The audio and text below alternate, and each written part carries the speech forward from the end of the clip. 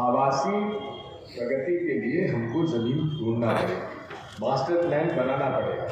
Master plan सुनियोजित plan आप नहीं बनाओगे तो गुना को शहर को आप कैसे आगे बढ़ाओगे। आज हालत ये है कि ट्रैफिक का आप हालत देख लो, कोई अंदर घुस नहीं सकता।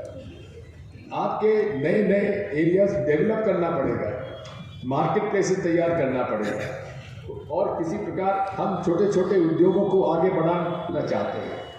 यहाँ पर छोटे छोटे उद्योग पहले थे, धीरे धीरे बंद होते चले गए। नोटबंदी में जो कुछ बचा था सो और बंद हो गया।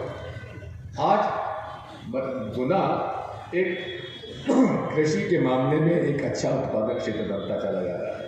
यहाँ के कृषि उपज मंडी में अच्छे व्यापारी हैं, उनकी सहूलियतों पर ध्यान देना पड़ेगा। कैसे हम लोग कृषि पर आधारित उद्योग के बारे में सोच सकते हैं, इस पर चर्चा करनी पड़ेगी। इन सब बातों का उल्लेख आप लोगों ने जो किया है, मैं इस बात से कहना चाहता हूँ कि काफ़ी अच्छा ढंग से इन्होंने, पंकज ने जिन लोगों के साथ तैयार किया है, मैं इस बात के लिए इसको बधाई देता हूँ।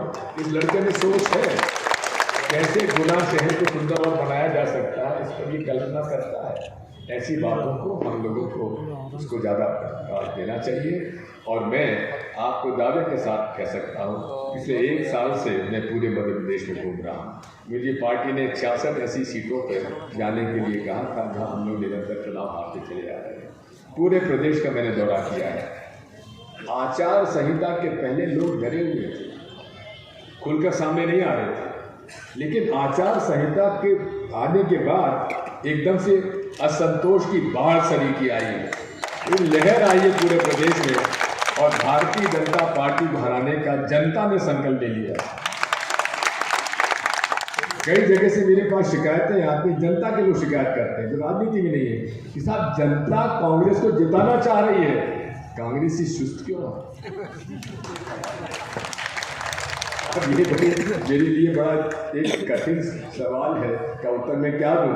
अरे जनता जब चुनाव जिताना चाह रही है तो कांग्रेस ही, भैया 3 दिन बचे हैं, जरा लग जाओ, जरा भिड़ जाओ। और अध्यक्ष महोदय, मैं पूरे गुना जिले के वो सारे बड़े नेताओं के पोलिंग बूथ के रिजल्ट 3 तारीख को देखूंगा, जिनके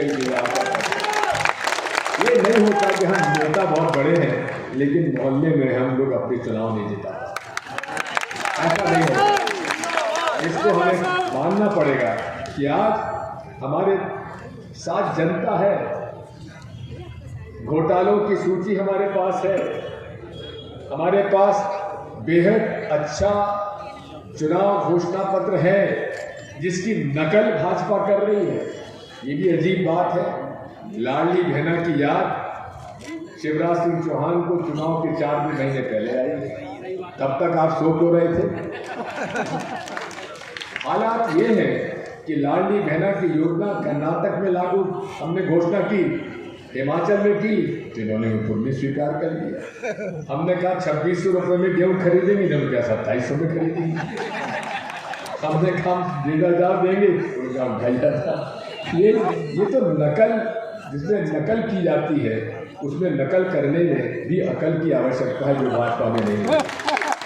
हमने जो चुनाव घोषणा पत्र बनाया है, 1 साल लगातार हम लोगों ने सबसे चर्चा की है, और चर्चा करने के बाद ही हमने चुनाव घोषणा पत्र दिया है, और हर वर्ग के लिए किया है। हमने यहाँ तक किया है कि जो मजदूरी करते हैं, जो 60 साल के हो जाते हैं, उनको भी हम लोग पेंशन देंगे, क्योंकि ऐसा व्यक्ति जिसने जीवन भर मजदूरी की हो, जिसने ठेला चलाया हो, जिसने खेत मजदूर रहा हो, उसको भी हम लोग अगर जरूरत पड़ेगी तो 60 साल की उम्र के बाद उसको पेंशन दी जाएगी।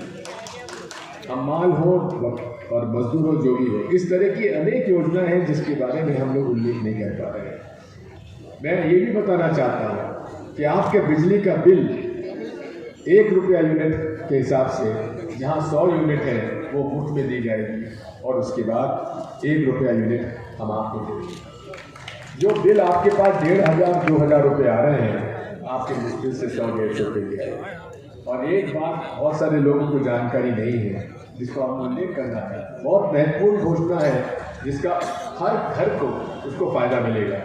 हमारे यहाँ गांव में और शहर में मकान पुश्तैनी बनते चले आ रहे हैं, लेकिन पुश्तैनी मकानों के जमीन की रजिस्ट्रियाँ उनके पास नहीं है। ऐसे सारे मकानों की सरकार सर्वेक्षण कराएगी और जिनके मकान बने हैं लेकिन जमीन की रजिस्ट्रियाँ, जमीन का प्रमाण पत्र उनके पास नहीं है, वो पूरे तरीके से सरकार उस मकान मालिक के परिवार के नाम रजिस्ट्री की जाएगी ताकि आपको बैंकों से कर्जा आपको मिल सके। और ये पूरे मध्य प्रदेश, ये पूरे देखो यार भाई, 5 चीज़ों से मुझे नफरत है। एक, राजा साहब जिंदाबाद नफरत है, मत किया करो ये नारे लगा। दूसरा, तुम पटाखे फोड़ते हो दिग्विजय सिंह के लिए शादी ब्याह में दीवार